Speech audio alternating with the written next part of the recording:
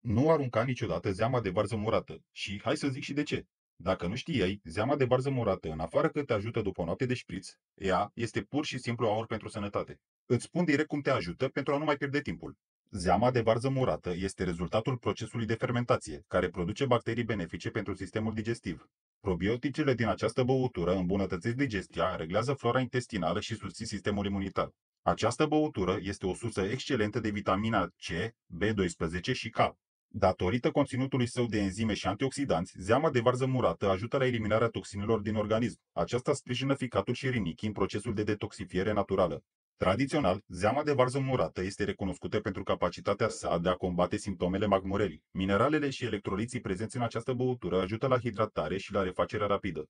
Datorită compușilor săi antiinflamatorii, consumul regulat ajută la reducerea inflamației din corp și la calmarea durerilor articulare.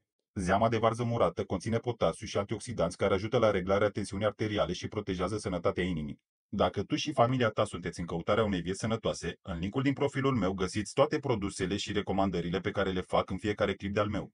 Toate produsele și remediile de acolo sunt 100% organice. Această băutură este săracă în calorii, dar bogată în nutrienți, fiind ideală pentru cei care doresc să slăbească. Probioticele ajută la reglarea metabolismului, iar fibrele din compoziție oferă o senzație de sațietate. Zeama de varză murată ajută în tratarea problemelor digestive, combate constipația, reduce balonarea și ajută în cazul de gastrită sau reflux acid.